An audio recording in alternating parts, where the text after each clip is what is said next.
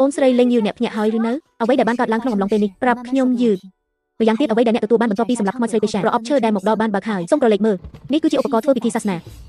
អ្នកដាំដុះខ្មោចកម្រិតទាបមិនអាចប្រើវត្ថុបុរាណវេទមន្តបានទេវានឹងបង្កផលវិបាកទៅវិញដូច្នេះវាតាក់ទងនឹងអ្នកវាគ្មានប្រយោជន៍ទេក្នុងការប្រយុទ្ធតើឧបករណ៍ពិធីសាសនាមានអ្វីខ្លះតើវាខុសគ្នាយ៉ាងណាពីអាវុធវេទមន្ត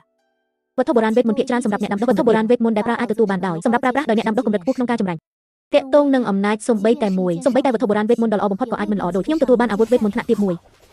វាជាដាវហោះនេះជាលក្ខណៈនៃឧបករណ៍ពិធីសាសនានៅពេលដែលពួកវាត្រូវបានបញ្ចូលជាមួយនឹងការចាក់បញ្ចូលអំណាចខាងវិញ្ញាណមនុស្សម្នាក់អាចចុះនៅពេលដែលជាមួយនឹងហរណកម្មអ្នកនឹងដឹងដោយធម្មជាតិការប្រើប្រាស់និងចំនួនដងត្រូវបានពន្យល់បងស្រីលីងយូនិយាយត្រូវវត្ថុបុរាណដាវហោះនេះក៏អាចប្រើបាន2ដងហើយទើបតែយកលក់បន្តវាវិលជុំវិញពី3ដងហើយនៅក្នុងដានធានរបស់វាធម្មពលពិតត្រូវបានប្រើប្រាស់ច្រើនកម្រិតនៃវត្ថុបុរាណវេទមន្តកាន់តែទាបវាកាន់តែមានការប្រើប្រាស់ធម្មពលពិតកាន់តែច្រើន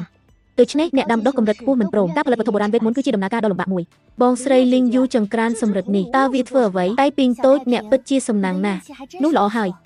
វត្ថុនេះគឺជាលដុតអាល់គីមីវាអាចត្រូវបានប្រើដើម្បីកែលម្អអ្វីដែលអ្នកនឹងធ្វើដើម្បីបំបែកការប្រមូលផ្ដុំធម្មពលដែលត្រូវការ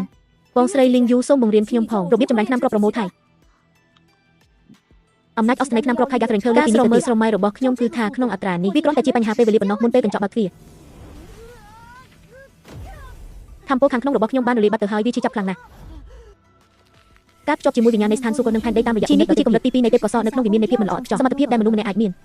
គាត់មិនមានលក្ខណៈសម្បត្តិគ្រប់គ្រាន់សម្រាប់តើពួកគេប្រងើយកន្តើយនឹងខ្លួនឯងដោយរបៀបណាតើវាដំណើរការទេតើវាអាចជាចិត្តដែលបានត្រាស់ដឹងរបស់តើទេគ្មានវិធីផ្សេងទៀតទេប្រសិនបើវាពិតជាដូច្នោះមែនការបន្ថែមមន្តអាគមខាងក្រៅមានន័យថាខ្ញុំអាចប្រើបានតែវានេះភាគច្រើនខ្ចីពីព្រះពុទ្ធសាសនាមន្តអាគមបន្ទាប់ដើម្បីបន្លត់ភ្លើងពេលយប់ជាការប្រសើរណាស់ក្នុងករណីអាក្រក់បំផុតខ្ញុំនឹងគេងពី3ថ្ងៃទៀត10ឆ្នាំមនុស្សដែលខ្ញុំឈូលីងយូចង់ការពារទោះបីជាមេអរិយមកដល់ក៏ដោយក៏វាមិនអាចរើបានដែរគាត់មិនបានសំបីតែមួយប្រភេទ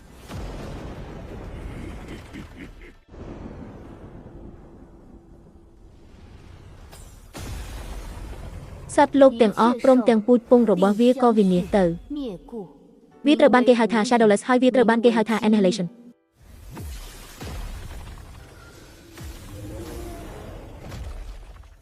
ដើម្បីបំផ្លាញ shadowless one ឬដើម្បីដកថយអាណាចក្រអារក្សជ្រើសរើសមួយ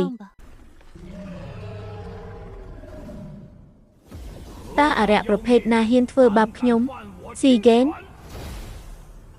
តើនេះជាសមុទ្រឈីមែនទេ Genshin និង Kaihei ពិតពិភពលោកដ៏ខុសគ្នាមួយគ្មានអ្វីចម្លែកទេដែលលោកគ្រូសៀងបាននិយាយដូច្នេះមានតែពេលអ្នកទៅដល់កញ្ចក់បើកទ្វារទេទើបវាពិតជាបោះជំហានចូលទៅក្នុងទ្វារនៃការអនុវត្តខាងវិញ្ញាណទេពអប្សរលីងយូអ្នកស្រាប់តែការបំភ្លេចបំផ្លាញបានតាក់ទាញអារក្សខាងក្រៅនេះវាទំនងជាតាក់ទងនឹងសមត្ថភាពខាងវិញ្ញាណរបស់អ្នកពាន់អ្នកដាំដុះដ៏អាក្រក់ម្នាក់មកពីនិកាយខាងក្រៅតើត្រូវការអ្វីសម្រាប់មានសុជីវធម៌ចំពោះគាត់ដូចអ្នកដែលប្រញាប់ឡើងហេតុអ្វីបានជាអ្នកនៅស្ងៀមយូរម្ល៉េះតើវាអាចថាពួកគេកំពុងធ្វើអ្វីមួយដែលរបស់នេះមែនទេយោងតាមច្បាប់របស់និកាយឈីងសួនគ្មានការអនុញ្ញាតការចូលទៅក្នុងលំនៅឋានរបស់អ្នកអតីតដោយគ្មានការអនុញ្ញាតសិស្សខាងក្រៅត្រូវបានបណ្តេញចេញពីទ្វារភ្នំនិកាយខាងក្នុងដោយផ្ទាល់សិស្សនោះបានធ្វើពិធីនោះម្ដងហើយត្រូវបានឃុំខ្លួននៅក្នុង